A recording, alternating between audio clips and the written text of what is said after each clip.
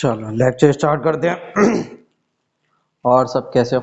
बढ़िया, मस्त एकदम। चले, हमने इससे पहले जो लेक्चर चल रहा था अपना, मतलब लास्ट क्लास में हमने जो पढ़ा था वो कहाँ तक पढ़ा था? Law of conservation of momentum तक। कहाँ तक पढ़ा था? Law of conservation of momentum तक पढ़ लिया था। मतलब संवेग संरक्षण के नियम की बात कर रहे थे अपन। हम लोग किसकी बात कर रहे थे? संवेग संरक्षण के नियम की बात कर रहे थे। तो संवेग संरक्षण का नियम क्या होता है? Law of conservation of momentum क्या होता है कि यदि किसी ऑब्जेक्ट पर नेट फोर्स कितना हो? जीरो हो। मतलब अगर कोई ऑब्जेक्ट है जिस पर नेट फोर्स कितना है? जीरो है, मतलब कुल बल जो लग रहा है वो कितना है? शून्य है। तो उसका संवेग होगा वो क्या होगा? कंजर्व होगा। उसका जो मोमेंटम होगा वो कैसा होगा? कंजर्व होगा, मतलब संरक्षित होगा। कैसा होगा? संरक्षित होगा, मतलब नियत भी कह सकता हूं। न्यूटन अब होगा कैसे? तो न्यूटन का जो सेकंड लॉ होता है वो क्या होता है? F equal to delta P upon delta T. अगर मैंने एफ जीरो बोल दिया तो चेंज कितना हो गया? जीरो। मोमेंटम में डेल्टा पी क्या बता रहा है? Change in momentum. Delta P क्या बता रहा है? संवेग में परिवर्तन। और संवेग में परिवर्तन कितना है? जीरो। जब चेंज जीरो है मतलब पी वन मान लूं पहले इनिशियल और P2 मान लूं बाद में, तो मतलब P2 माइनस P1 बराबर क्या है? जीरो। मतलब P1 बराबर किसके? P2 के। मतलब अगर चेंज जीरो है तो मोमेंटम कांस्टेंट होगा। कांस्टेंट का मतलब क्या है? कि कोई चेंज नहीं हो रहा। कांस्टेंट का मतलब क्या है? कि कोई चेंज नहीं हो रहा। इसी को बोला जाता है क्या? संवेग संरक्षण का नियम। तो क्वेश्चन पूछा जाए, बोला जाए कि अगर एक ऑब्जेक्ट है जिसका मोमेंटम कैसा है? कांस्टेंट है। और मोमेंटम कांस्टेंट है मतलब उस पर जो लग रहा है वो फोर्स कितना है? जीरो। तो ऑप्शन में क्या दिया होगा कि नेट फोर्स कितना है? जीरो। अगर पूछा जाए कि नेट फोर्स जीरो है तो ऑप्शन में क्या लगाना है फिर? कि उसका मोमेंटम कैसा रहेगा? कंजर्व रहेगा। अगर तुम्हें क्वेश्चन बोला गया है कि नेट फोर्स जीरो है तो ऑप्शन क्या लगाना है? कि उसका जो संवेग होगा वो कैसा रहेगा? संरक्षित रहेगा, मतलब कंजर्व रहेगा। आई बात समझ में? चले आगे। एक कंडीशन आती है कि इक्विलिब्रियम की कंडीशन क्या होगी? तो इक्विलिब्रियम की कंडीशन क्या होती है कि अगर कोई ऑब्जेक्ट है जिस पर फोर्स लग रहा है, मतलब F1 बराबर F2 बराबर F3 F4, चार फोर्स लग रहे हैं। इक्विलिब्रियम की कंडीशन क्या होती है? साम्य अवस्था क्या होती है? इक्विलिब्रियम की कंडीशन यहाँ पे साम्य अवस्था क्या होगी? कि जब आमने सामने वाले बल कैसे हो जाएं? बराबर हो जाए। मतलब अगर ये आमने सामने के बल इस पर बराबर हो गए, मैंने बोल दिया कि F3 माइनस F4, तो नेट फोर्स कितना होगा इस पर? जीरो। F1 बराबर F2 बोल रहा हूं मैं और F3 बराबर F4 बोल रहा हूं, तो F1 माइनस F2 बराबर कितना हो गया? चेंज कितना हो गया? जीरो। मतलब टोटल जो नेट फोर्स होगा उस पे वो कितना है? जीरो। मतलब ये ऑब्जेक्ट किसमें है? इक्विलिब्रियम की कंडीशन में। तो इक्विलिब्रियम साम्य अवस्था क्या होती है? कि यदि वस्तु का बल, अगर कोई ऑब्जेक्ट है जिसका फोर्स कितना हो जाए? जीरो हो जाए, तो वो किस कंडीशन में होगा? इक्विलिब्रियम की कंडीशन में होगा, साम्य अवस्था की कंडीशन में होगा। इसी में तीन कंडीशन की बात करता है। पहली कंडीशन होती है स्टेबल, पहली कंडीशन होती है स्टेबल, दूसरी होती है अनस्टेबल और तीसरी होती है न्यूट्रल। मतलब स्थायी, अस्थायी और निष्क्रिय। अब स्टेबल क्या होता है? कि अगर ऑब्जेक्ट की एनर्जी कम है, मतलब अगर वस्तु का ऊर्जा कम है, मतलब या फिर निचले स्तर पे है, तो वो कैसा होगा? स्टेबल होगा। लेकिन अगर उसकी एनर्जी ज्यादा है और वो उच्च स्तर पे, मतलब ऊपर की तरफ है, तो वो कैसा होगा? अनस्टेबल होगा। और एक ही लाइन में रखा हुआ है, लीनियरली रखा हुआ है, तो वो कैसा होगा? न्यूट्रल होगा। जैसे मैं तुमसे क्वेश्चन बोलूं कि एक जो ग्राफ दिया गया है और इस ग्राफ में मैं पूछ रहा हूं तुमसे कि स्टेबल और अनस्टेबल पॉइंट बताओ मुझे। तो यहाँ पे तो सबसे पहले ए हो गया, ये बी हो गया, सी, डी और ई। अब इसमें मेरे को ये बताओ कि अनस्टेबल पॉइंट कौन कौन से होंगे? तो अनस्टेबल पॉइंट कौन से होंगे? सी और ई। स्टेबल पॉइंट कौन कौन से होंगे? तो स्टेबल पॉइंट कौन कौन से होंगे? बी और डी। मतलब स्थायी बिंदु कौन कौन से होंगे, बी और डी। अस्थायी कैसे होंगे, सी और ई। और न्यूट्रल कौन सा होगा, तो वो होगा ए। तो ग्राफ दिया जाए और वो पूछे कि कौन स्टेबल कंडीशन में, कौन अनस्टेबल में, तो समझ में आया कि जो ऊपर होंगे वो किस में होंगे, अनस्टेबल में। क्यों, क्योंकि यहाँ पे एनर्जी ज्यादा होगी। और नीचे कौन से होंगे, स्टेबल में, क्योंकि यहाँ एनर्जी कम होगी। चले आगे। इस लॉ ऑफ कंजर्वेशन बेस्ड पे हम एक एप्लीकेशन करते हैं, कौन सी, रॉकेट नोदन या फिर रॉकेट प्रपल्सन। क्या बोला जाता है, रॉकेट प्रपल्सन। तो सबसे पहला क्वेश्चन कि रॉकेट प्रपल्सन किस पर बेस होता है, law of conservation of momentum पे। तो पढ़े जरा लॉ रॉकेट प्रपल्सन क्या होता है। तो रॉकेट प्रपल्सन या फिर रॉकेट नोदन, सबसे पहली बात ये किस पे आधारित है, तो law of conservation of momentum पे। Law of conservation of momentum, या फिर कह सकता हूं संवेग संरक्षण पर आधारित। किस पे रहती है, संवेग संरक्षण पर। सबसे पहला क्वेश्चन यही पूछा जाता है कि अगर रॉकेट नोदन है तो वो किस पर आधारित है, law of conservation of momentum, संवेग संरक्षण के नियम पे। अब होता कैसे है तो देख लो कि यदि कोई ये रॉकेट है, सॉरी थोड़ा सा टेढ़ा बन गया, ये कोई रॉकेट है जिसमें फ्यूल भरा हुआ है यहां तक, जिसमें फ्यूल भरा हुआ है यहां तक, और इस पूरे का मास, इस पूरे का द्रव्यमान कितना है, एम नॉट। कब, जब फ्यूल इसमें भरा हुआ है। और उस फ्यूल का मास कितना है, डेल्टा एम। कितना है, डेल्टा एम। दूसरी बात, जब इसमें से फ्यूल निकलने लगेगा, मतलब बर्न होने लगेगा, तो कितनी वेलोसिटी से होगा, यू वेलोसिटी से। कितनी वेलोसिटी से, यू वेलोसिटी से। लेकिन जैसे जैसे फ्यूल बर्न होगा रॉकेट ऊपर की तरफ चलेगी, और रॉकेट ऊपर की तरफ चल रही है कितनी वेलोसिटी से, डेल्टा वी वेलोसिटी से। कितनी वेलोसिटी से, डेल्टा वी वेलोसिटी। तो देखें जरा कि पहले टोटल मास कितना था, एम नॉट। पहले पूरे का द्रव्यमान कितना था, एम नॉट। और फ्यूल का द्रव्यमान कितना है, फ्यूल का मास कितना है, डेल्टा एम। तो मैंने कहा कि डेल्टा टी सेकंड में डेल्टा एम मास फ्यूल बर्न हो जाता है। कितना, डेल्टा टी सेकंड में कितना बर्न हो जाता है, डेल्टा एम। तो एक सेकंड में कितना होगा, एक सेकंड में कितना होगा, delta M upon delta T. अगर यही बात करूंगे टी सेकंड में कितना होगा, तो टी सेकंड में कितना होगा, delta M upon delta T into T. ये बात समझ में आई कि एक सेकंड में अगर इतना हो रहा है तो टी सेकंड में कितना होगा, delta M upon delta T into T. बात मतलब कैसी है कि 1 रुपए की 4 टॉफी तो 4 रुपए की 16। कैसे, 1 रुपए की से मल्टीप्लाई किया तो 1 रुपए की delta M upon delta T toffee, तो टी रुपए की कितनी होंगी, delta M upon delta T into T. मतलब टी सेकंड के बाद इतना मास है वो बर्न हो जाएगा, टी सेकंड के बाद इतना जो द्रव्यमान है वो खत्म हो जाएगा, तो बचेगा कितना।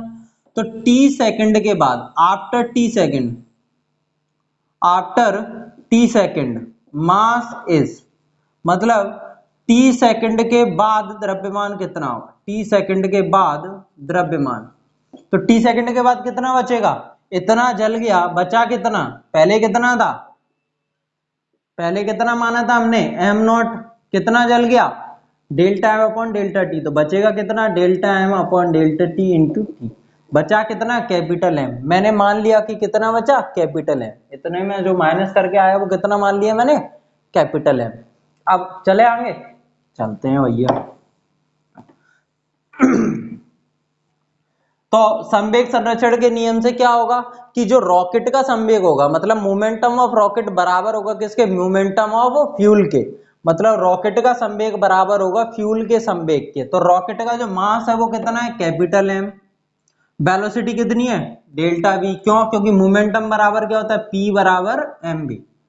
बराबर फ्यूल का मास कितना था, डेल्टा एम, और फ्यूल की वेलोसिटी कितनी है, यू। अब एक बात ध्यान देना, यहाँ पे तो मैंने चेंज लगाया है, बी में डेल्टा लगाया है लेकिन यू में डेल्टा नहीं लगाया। तो कोई भी गाड़ी है या फिर रॉकेट है, उसमें फ्यूल के भरने की स्पीड या फिर फ्यूल के निकलने की स्पीड तो कांस्टेंट ही रहेगी ना, वो तो चेंज नहीं होगी। इस वजह से यहाँ पे चेंज नहीं लगाया। लेकिन जैसे जैसे फ्यूल बढ़ेगा, जैसे जैसे फ्यूल बर्न होगा, वैसे वैसे इसकी स्पीड बढ़ेगी और बढ़ेगी, इस वजह से वेलोसिटी के चेंज लगा है। किसमें? रॉकेट की वेलोसिटी में चेंज लगा है, लेकिन फ्यूल की वेलोसिटी में चेंज नहीं लगा, क्योंकि ये कांस्टेंट रहेगा और ये चेंज होगा। अब डेल्टा बी बराबर अगर मैं निकालूं यहां से तो क्या होगा? डेल्टा बी बराबर delta M into you upon capital M. Capital M की वैल्यू ये है, रख दूं तो डेल्टा बी बराबर हो जाएगा delta M into you upon am not minus delta M upon delta T into T. Delta T का डिवाइड कर रहा हूं मैं दोनों तरफ, डेल्टा टी का डिवाइड करूंगा दोनों तरफ तो क्या बचेगा? क्या बनेगा अपने पास? Delta v upon delta t equals to delta M upon delta T into you upon, sorry ऊपर बचेगा delta M upon delta T into you upon am not minus delta M upon delta T into T. ये क्या है? Change in velocity upon time interval. Change in velocity upon time interval क्या होता है? Acceleration, वेग में परिवर्तन बटे समय अंतराल क्या होता है? त्वरण। तो रॉकेट के त्वरण का सूत्र आ गया, कितना होता है? Delta M upon delta T into you upon am not minus delta M upon delta T into t. अब यहाँ पे ध्यान रखना कि delta M upon delta t क्या है? तो rate of combustion, rate of fuel combustion, मतलब फ्यूल के जलने की दर। Delta M upon delta t क्या है? फ्यूल के जलने की दर, जलने की दर। यू क्या है? फ्यूल की वेलोसिटी, वेलोसिटी ऑफ फ्यूल, मतलब फ्यूल की वेलोसिटी। टी क्या है? टाइम, समय।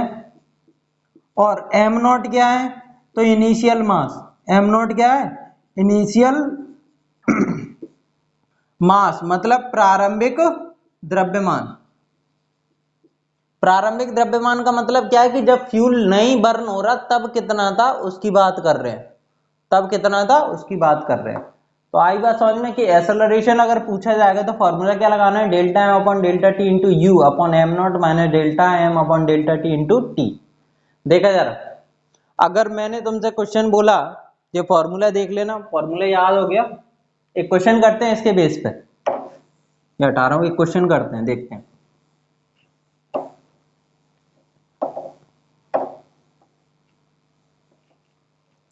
एक क्वेश्चन बोला मैंने कि रॉकेट का जो मास है वो कितना है?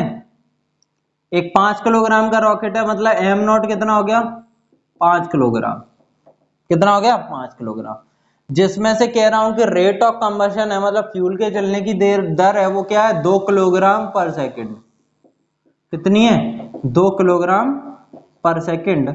तो वो पूछ रहा है कि अगर ये 3 मीटर पर सेकंड की स्पीड से बढ़ रहा हो, जल रहा हो, 3 मीटर पर सेकंड की स्पीड से अगर बर्न हो रहा हो, जल रहा हो, तो 2 सेकंड के बाद या फिर 5 सेकंड के बाद उसका त्वरण कितना होगा? एक्सेलरेशन बताइए। 5 सेकंड के बाद उसका एक्सेलरेशन कितना होगा? तो सब कुछ दिया हमें, एक्सेलरेशन निकालना है। ए बराबर क्या होगा? फॉर्मूला क्या है?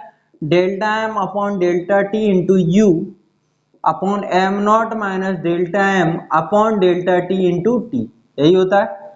ए बराबर delta M upon delta T कितना है? 2, यू कितना है? 3, एम कितना है? 5 माइनस रेट ऑफ कंबशन कितनी है? 2 इंटू टाइम कितना है? सॉरी 2 सेकंड ले लो, चलो फिर माइनस में आएगा तो फिर तुम कहोगे। तो ये 2 हो गया और ये टाइम कितना दिया है? 2 सेकंड। तो ये कितना आ जाएगा? 6 मीटर पर सेकंड स्क्वायर। 5 माइनस 4 1 बचेगा, ऊपर कितना आ गया? 6 मीटर पर सेकंड स्क्वायर। कितना आ गया? 6 मीटर पर सेकंड स्क्वायर। चले आगे। आगे पूछा जाता है कि थ्रस्ट कितना होगा, प्रणोद कितना होगा। रॉकेट प्रबल्सन में क्या पूछा जाता है? थ्रस्ट क्या होता है कि जितना फोर्स उस पर लग रहा होगा। थ्रस्ट क्या होता है कि जितना फोर्स रॉकेट नीचे लगा रही होगी, या फिर प्रणोद क्या होता है? बल होता है। प्रणोद सीधे सीधे क्या होता है? बल। और बल क्या होता है? F बराबर ma, यही होता है फॉर्मूला। तो थ्रस्ट हो गया F। m कितना है? कितना बचा था? कैपिटल M बचा था। ए की ए बचा कितना ए। अब लगाओ m की वैल्यू कितनी थी, ध्यान भूल गए होगे अभी तक तो, कितनी थी M not minus delta M upon delta T into T, ये थी किसकी, कैपिटल एम की वैल्यू। एक्सेलरेशन का फॉर्मूला अभी तो भूल गए होगे, अब तो तुम बहुत जल्दी भूल जाते हो। Delta M upon delta T into you upon am not minus delta M upon delta T into T, जाए तो भूल जाओगे, बिना नहीं भूले होगे पार्वती ने।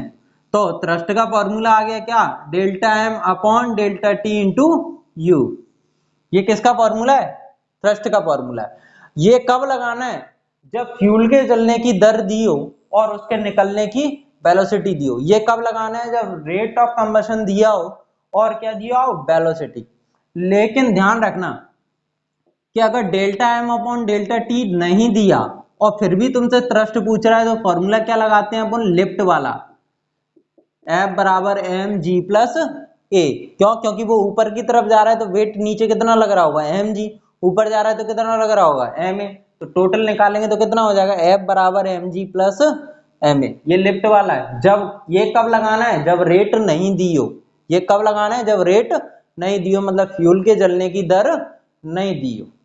चले आगे, चलते हैं भैया। चलो ये हो गया तुम्हारा रॉकेट प्रोपल्सन। अब बात करेंगे अपन पुली की। पुली,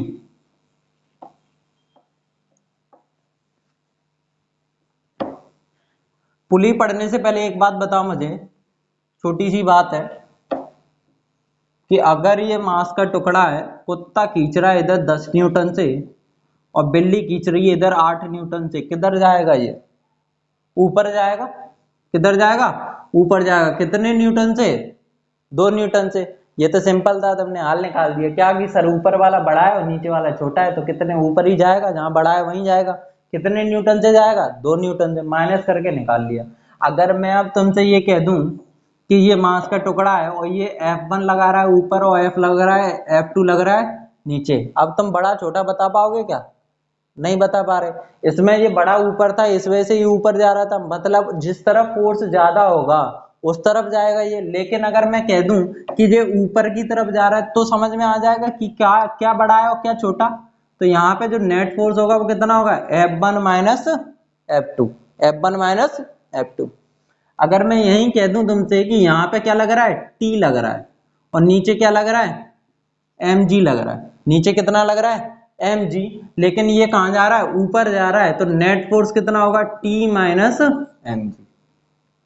अगर कोई टुकड़ा है जिस पर T न्यूटन का बल ऊपर लग रहा है और mg नीचे लग रहा है, और मैं कह रहा हूं कि वो ऊपर की तरफ जा रहा है, और जब ऊपर की तरफ जाएगा तो टोटल फोर्स है, कुल बल है, वो कितना लगेगा, T माइनस mg। रिजल्टेंट दोनों का माइनस ही तो होगा।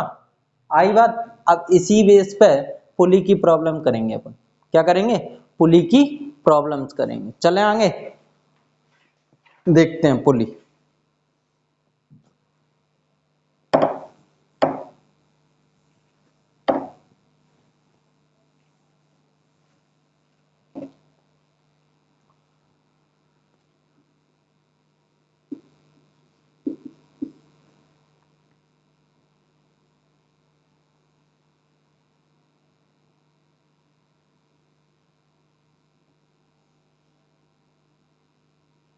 पहले ये बताओ, टेंशन होता क्या है, तनाव क्या होता है। टेंशन तनाव क्या होता है कि रस्सी में जो बल लगता है, होता तो फोर्स ही है, टेंशन है वो होता फोर्स ही है, लेकिन ये किस में लगता है, रस्सी पे लगता है। किस पे लगता है, रस्सी पे। अगर इसका मास m1 है और इसका मास m2 है, इसका जो द्रव्यमान है वो कितना है, m1, और इसका m2 है, तो नीचे की तरफ एक फोर्स लगेगा कितना, m1g। इस पे भी क्या लगेगा, m2g। यहाँ पे फोर्स कितना लग रहा होगा, t। अभी हम कुछ बता सकते हैं कि कौन सा बड़ा है कौन सा छोटा है, कुछ भी बता सकते हैं क्या हम, नहीं बता सकते।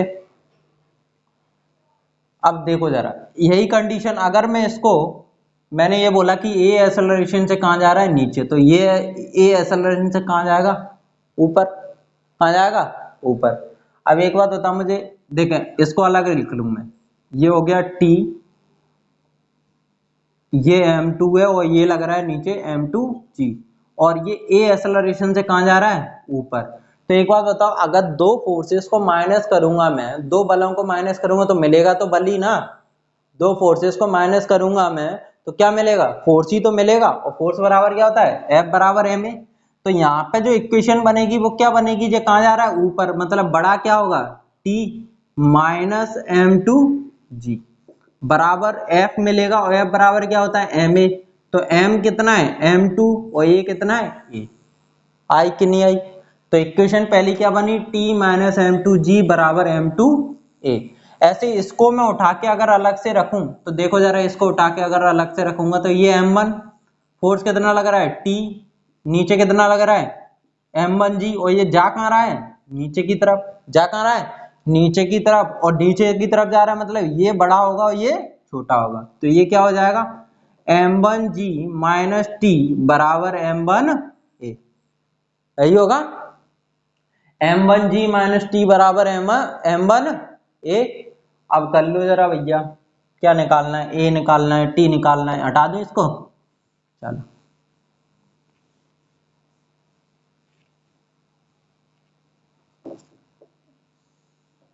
करो भैया। माइनस माइनस का प्लस कर दो, ये प्लस का ये माइनस का, तो ये तो हो गया कैंसिल। बचा क्या M1G माइनस M2G बराबर M2A प्लस M1A, दोनों को ऐड कर दिया। यहां से क्या आ जाएगा formula, M1 minus M2 into G upon M1 plus M2 बराबर क्या आ गया A। तो इस टाइप की पुली की प्रॉब्लम में जो A का फॉर्मूला आया वो कितना आया, M2 minus M1 upon M1 plus M2 into G into G। Acceleration का फॉर्मूला आ गया M1 minus M2 upon M1 plus M2 into G। चलो हो गया। अब इसकी वैल्यू या तो मैं यहां रख दूं या फिर यहां रख दूं, तो टी की वैल्यू मिल जाएगी, रख देते हैं। चलो इक्वेशन में इसमें रख रहा हूं, चलो इसमें रख दूं कि उसमें रख दूं, कहीं भी रख लो, कोई सी भी हो जाएगी, निकाल लेंगे। चलो इसमें रख दूं, रखो। तो टी बराबर क्या मिलेगा इस इक्वेशन से, टी बराबर आ जाएगा M2G प्लस M2, ए की वैल्यू कितनी है M1 minus M2 upon M1 plus M2 into G। लगा इक्वेशन सॉल्व करोगे तो ये आ जाएगा M1 plus M2 into M2G plus M2 into M1 minus M2 into G upon में M1 प्लस M2, कर लो अलग अलग मल्टीप्लाई। ऊपर M1 M2G plus M2 square G plus M1 M2G और minus M2 square into G upon क्या बचेगा M1 plus M2। ये तो कैंसिल आउट हो जाएंगे, बचेगा क्या T बराबर आ जाएगा 2M1 M2G upon M1 plus M2। T बराबर क्या आ जाएगा formula 2M1 M2G upon M1 plus M2। तो इस तरीके का अगर फिगर दिया है जिसमें एक्सेलरेशन का फॉर्मूला वो होगा और टेंशन का formula 2M1 M2G upon M1 plus M2। चले आगे,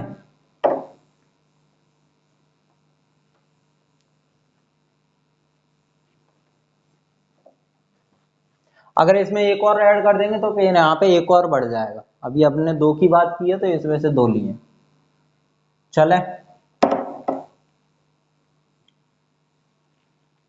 इसके बाद अगली पुली प्रॉब्लम है, कुछ इस तरीके की होगी कि एक रखा हुआ होगा और एक लटक रहा होगा। जैसे ये कोई बेस है,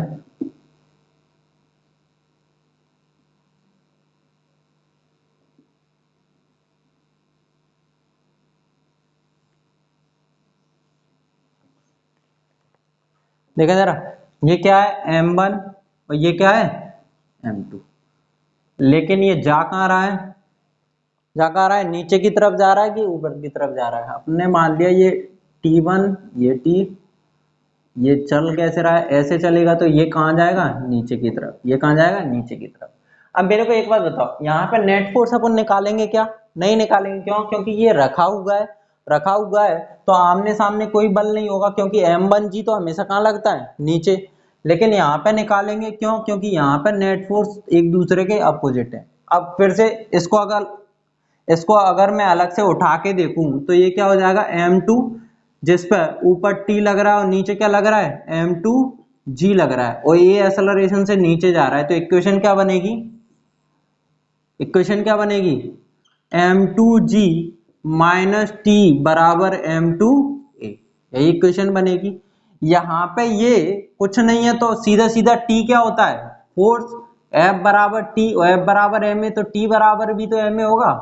तो दूसरी इक्वेशन क्या बनी, t बराबर m1a। इस t की वैल्यू को अगर मैं यहाँ रखूं तो m2g माइनस m1a बराबर m2a, इसको इधर ले आऊंगा तो प्लस में हो जाएगा, क्या बचेगा, m2g बराबर m1 plus m2 into a। तो a का फॉर्मूला मिला हमें, a बराबर आ गया m2g upon m1 plus m2, यही आएगा।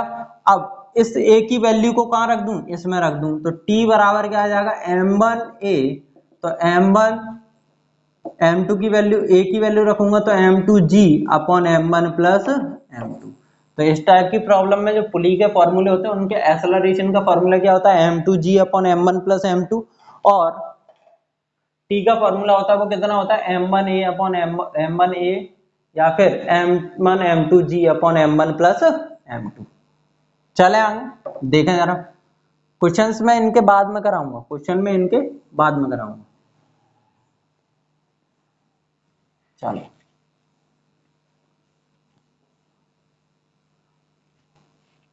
हमेशा याद रखना कि अगर लटक रहा है तो अपन नेट फोर्स निकालेंगे, अगर नहीं लटक रहा है तो फिर वो सीधे सीधे आपस में बराबर होंगे। चले आगे, अगली जो है, अगला वो कुछ इस तरीके का कह रहा है कि अगर दो ब्लॉक हैं ए और बी, एक का मास m1 एक का मास m2, इस पे फोर्स लग रहा है कितना, F, तो ये ए एक्सेलरेशन से चल रहे हैं, किससे चलने लगते हैं, ए एक्सेलरेशन से चलने लगते हैं, तो फोर्स बताइए। तो फोर्स अगर मैं मानूं तो फोर्स F बराबर क्या होता है, ma। अब m कितना होगा, ये फोर्स है वो दोनों पे लग रहा है ना, दोनों पे लग रहा है तो मास होगा वो टोटल होगा। अगर ये बल है वो दोनों पे लग रहा है मतलब द्रव्यमान होगा वो टोटल होगा कितना, m1 plus m2 into a बराबर F। यहाँ से a की वैल्यू निकालूं तो क्या हो जाएगा, F upon m1 plus m2, a की वैल्यू आएगी वो कितनी आएगी, F upon m1 plus m2। अगर मैं इंडिविजुअली पूछूं कि a पे कितना होगा, तो F a कितना होगा, m1 इंटू a, और a की वैल्यू वहां से रखूं तो कितनी आएगी, F upon m1 plus m2। ऐसे ही b पे पूछूं इंडिविजुअली तो कितना होगा, m2a, तो m2a की वैल्यू कितनी होगी, F upon m1 plus m2। आई कि नहीं आई। अगर अलग अलग पूछे जाएं तो क्या होंगे, एफ ए बराबर क्या होगा, जितना मास है वो और जितना टोटल एक्सेलरेशन है वो। अब ये चेंज क्यों नहीं किया, क्योंकि दोनों चल तो एक ही एक्सेलरेशन से रहे ना, ये एक्सेलरेशन है त्वरण है वो क्यों नहीं लिया कि ये अलग अलग, क्यों, क्योंकि दोनों चल तो एक ही एक्सेलरेशन से रहे ना, इस वजह से हमने सेम लिया, इसको चेंज नहीं लिया। चलो एक और आती है कि अगर मैं उसे सिलिंग से बांध दूं, मतलब छत से बांधकर अगर टुकड़े लटका दूं तो टेंशन कितना होगा। चले आगे, हटा दूं इसको, देखते हैं।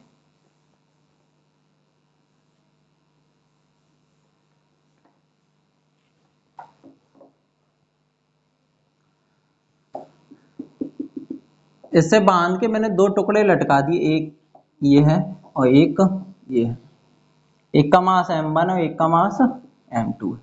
इस पर लग रहा होगा T1, इस पर लग रहा होगा, मैंने मान लिया कितना है, T2। अब इस पर वेट कितना लग रहा होगा, एक m1g, इस पर वेट कितना लग रहा होगा, m2g, कितना लग रहा होगा, m2g, और इस पे एक फोर्स मैं लगा रहा हूं कितना, F, एक फोर्स लगा रहा हूं कितना, F, लेकिन ये कहीं नहीं जा रहा। मैं क्या कह रहा हूं, ये कहीं नहीं जा रहा। अब मेरे को एक बात बताओ कि अगर ये कोई ऑब्जेक्ट है जिसपे एक फोर्स मैं लगा रहा हूं ऊपर की तरफ और एक फोर्स लगा रहा हूं नीचे की तरफ, और मैं ये कह रहा हूं ये कहीं भी मूव नहीं हो रहा, रेस्ट में ही है, तो रेस्ट में कब होगा, जब ये आपस में कैसे होंगे, बराबर होंगे। ऑब्जेक्ट रेस्ट में कह रहा हूं, मतलब विराम में कह रहा हूं, तो ये कब होगा, जब ये दोनों आपस में कैसे होंगे, बराबर होंगे। तो कह सकता हूं कि जो आमने सामने के फोर्स हैं वो बराबर होंगे। तो देखो जरा पहले बॉक्स को देखो, अगर मैं इसको अलग से रखूं तो ये हो गया m1, ऊपर क्या लग रहा है T1, और नीचे की तरफ क्या लग रहा है, नीचे की तरफ क्या लग रहा है, एक तो m1G लग रहा है और एक क्या लग रहा है F, और ये कहीं नहीं जा रहा, कहीं नहीं जा रहा, मतलब क्या है कि T1 है वो बराबर होगा किसके, m1G प्लस F के। T1 है वो किसके बराबर होगा, m1G प्लस F के। अगर इसको मैं अब अलग से लूं तो T2 बराबर क्या हो जाएगा, देखा दूसरे ब्लॉक को अगर मैं लेता हूं तो ऊपर क्या लग रहा है T2, और नीचे क्या लग रहा है M2G, और क्या लग रहा है T1 भी तो लग रहा है, क्या लग रहा है T1 भी तो लग रहा है। तो T2, और ये कहीं नहीं जा रहा, मतलब रेस्ट में है, विराम में है, तो मतलब क्या होगा T2 बराबर होगा किसके, T1 प्लस M2G के। किसके बराबर होगा, T1 प्लस M2G के। T1 की वैल्यू रखूं तो कितनी हो जाएगी, जो हो जाएगा M1G plus F plus M2G। इन दोनों को साथ में ले लूं तो क्या कह सकता हूं, M1G plus M2G plus F, क्या हो जाएगा T2। अगर T2 को और लिखूं तो क्या हो जाएगा M1 plus M2 into G plus F। आई कि नहीं आई। तो अगर ऑब्जेक्ट कहीं भी मूव नहीं हो रहा तो ऐसी कंडीशन कब होगी, जब आमने सामने के फोर्सेस कैसे होंगे, आपस में बराबर होंगे, मतलब रिजल्टेंट कैसा होगा उनका, जीरो होगा, नेट कितना होगा, जीरो होगा। चले आगे, इसके बाद है कि अगर इसको मैं लिटा के रख दूं, तो जब अभी तो ये लटक रहा था, अब मैं इसको लिटा के रख दूं तो क्या होगा, तो जब लिटा के रखूंगा तो कुछ नहीं होगा, कंडीशन चेंज हो जाएंगी। देखे जरा आगे, चलो इसका एक क्वेश्चन करा देता हूं मैं, तो सिंपल क्वेश्चन होगा, ज्यादा नहीं।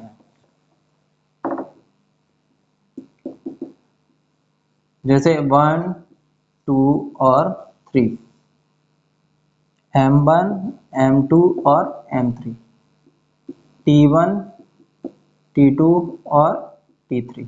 इस पर फोर्स लग रहा है नीचे की तरफ कितने न्यूटन का, 10 न्यूटन का मान लिया मैंने, कितने का, 10 न्यूटन का। और मैंने क्वेश्चन में बोला कि इन तीनों का जो मास है, इन तीनों का जो द्रव्यमान है वो कितना है, 5 किलोग्राम। कितना है, 5 किलोग्राम। कितना होगा, 5 किलोग्राम। अब देखा जरा T1 की वैल्यू, T2 की वैल्यू, T3 की वैल्यू बताओ मुझे, क्या निकालना है, T1 T2 T3, ये क्या करने हैं, फाइंड आउट करने हैं, निकालने हैं। तो अब देखें जरा, सिंपल सी देखना, इस पे क्या लग रहा होगा नीचे, M1G, इस पे क्या लग रहा है M2G, और इस पे क्या लग रहा है, सॉरी ये M3 होगा, इस पे क्या लग रहा है M3 इंटू जी। तो T1, अब इसको अलग अलग उठा के देखो जरा, पहले M1 को देखूं तो यह हो जाएगा M1 बराबर, M1 पे क्या क्या लग रहा है, M1 पे क्या क्या लग रहा है, एक तो 10 न्यूटन का फोर्स लग रहा है नीचे की तरफ, और एक M1G लग रहा है नीचे की तरफ, ऊपर क्या लग रहा है T1, और ये कह रहा हूं कि कहीं नहीं जा रहा, तो कहीं नहीं जा रहा मतलब T1 बराबर है किसके, 10 प्लस M1G के, है कि नहीं। अब रखो G की वैल्यू ले लेता हूं मैं 10, तो M1 की वैल्यू कितनी है 5 इंटू G का मतलब कितना है, तो ये कितना हो गया 50, कितना हो गया 60 न्यूटन। T1 की वैल्यू कितनी आ गई 60। ऐसे T2 को लूं तो T2 बराबर क्या हो जाएगा M2, तो नीचे M2G लग रहा है, प्लस कितना लग रहा है T1 लग रहा है, ऊपर कितना आएगा T2, तो T2 बराबर क्या हो जाएगा T1 प्लस M2G। तो T1 की वैल्यू 60 प्लस 5 इंटू 10 कितना हो गया 110 न्यूटन। ऐसे T3 पूछूं तो अब तो डायरेक्ट रख दूं, T3 बराबर क्या होगा T2 प्लस M2G M3G। तो T2 कितना है 110 प्लस 5 इंटू 10 50, मतलब 160 न्यूटन। कितना आ जाएगा 160 न्यूटन। चले आगे, चलो इसका जो लास्ट है, लास्ट प्रॉब्लम पुली वाली, जो भी क्वेश्चन बनेंगे वो इन 4 पुली की प्रॉब्लम से ही बन जाएंगे, कुछ अलग से नहीं आएगा। बस तुम्हें देखना है कि नेट फोर्स कितना है, टोटल फोर्स निकाल लो, सब आमने सामने वाले बराबर कर लो तो वो सॉल्व हो जाएगा। जैसे इसको देखें कि एक प्लेस है जिसपे कुछ ब्लॉक रखे हुए हैं, M1 M2 M3, इस पर फोर्स लग रहा है कितना F फोर्स लगाने पे ये तीनों ब्लॉक रस्सी से बंधे हुए हैं और ये किस एक्सेलरेशन से चलने लगते हैं, A एक्सेलरेशन से चलने लगते हैं। यहाँ पे लग रहा है वो मैंने मान लिया T1 लग रहा है, यहाँ पे लग रहा है वो मैंने मान लिया कितना T2 लग रहा है। अब पहले तो ये बता मुझे कि F कितना होगा। तो अभी मैंने बताया था कि जब दोनों साथ में रखे थे तो F कितना था, टोटल मास इनटू एक्सेलरेशन। अभी थोड़ी देर पहले एक प्रॉब्लम की थी कि दो ब्लॉक साथ में रखे थे तो F लग रहा था, तो कितना आया था, F बराबर M1 प्लस M2 इंटू ए किया था अभी थोड़ी देर पहले कि ये M2 है ये M1 है, ए एक्सेलरेशन से चल रहे हैं। तो यहाँ पे जो फोर्स होगा नेट फोर्स वो कितना होगा, F बराबर क्या हो जाएगा, M1 plus M2 plus M3 into ए। अगर ए की बात करूं तो ए बराबर क्या आ जाएगा, F upon M1 plus M2 plus M3, यही होगा ए क्या होगा F upon M1 plus M2 plus M3। अब इंडिविजुअली पूछूं मैं कि T1 की वैल्यू बता मुझे, तो मैंने अभी बताया था कि अगर ब्लॉक रखा हो तो नेट फोर्स नहीं निकालते। नेट फोर्स मतलब आमने सामने का बल, T1 के सामने कुछ लग रहा है क्या, नहीं लग रहा, तो T1 है, तो T1 सीधा सीधा किसके बराबर होगा, Ma के, फोर्स ही तो है, फोर्स का फॉर्मूला क्या होता है Ma। अब इस कैपिटल M की वैल्यू कितनी होगी वो बताओ मुझे, कैपिटल M की वैल्यू, ये T1 लग किस किसके पर आ रहा है, M1 और M2 पे लग रहा है, तो यहाँ पे ये क्या आ जाएगा M1 प्लस M2 इंटू ए। तो ए की वैल्यू अगर मैं रखूं तो कितनी आ जाएगी, T1 का फॉर्मूला आ जाएगा M1 M2 into F upon M1 plus M2 plus M3। ऐसे T2 पूछूं तो T2 किस पे लग रहा है, केवल और केवल M1 पे, तो ये क्या हो जाएगा M1A। तो M1 A की वैल्यू कितनी है, F upon M1 plus M2 plus M3। तो कह सकता हूं कि जितने मास पे लग रहा होगा उनको ऐड कर दो, 4 से मल्टीप्लाई कर दो और टोटल से डिवाइड कर दो, टेंशन मिल जाएगा, तनाव मिल जाएगा। तनाव है, फोर्स ही तो होता है, बल होता है, तो तनाव बराबर हो गया Ma। M की वैल्यू कितनी हो गई, M1 प्लस M2 इंटू ए की वैल्यू रख दी हमने, तो ये याद आई बात। चले आगे, चलो ये देखते हैं।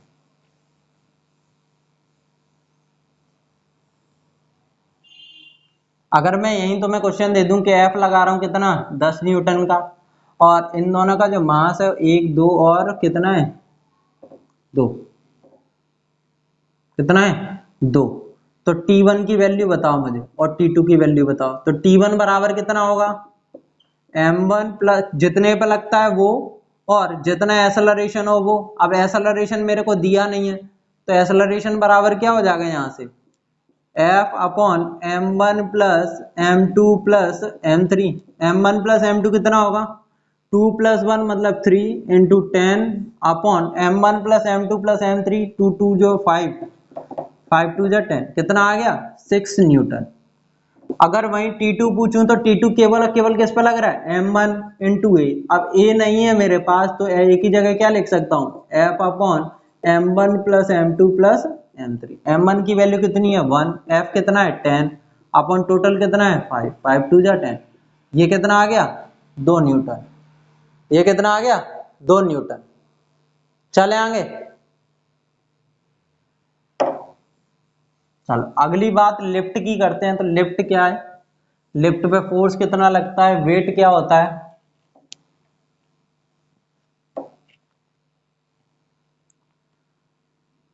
लिफ्ट,